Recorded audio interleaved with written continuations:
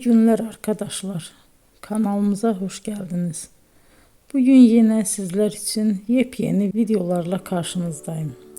İki başarılı oyuncularımız Elçin Sangu ve Barış Ardus'tan güzel paylaşımlarını sizler için hazırladık.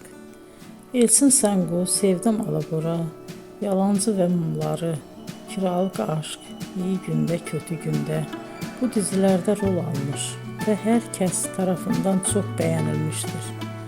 Biz de Elçin Sangu ve Barış Ardus'tan en güzel sempatik fotolarını sizler için hazırladık.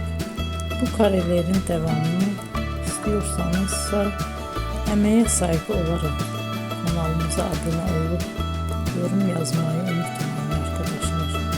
Teşekkür ederim.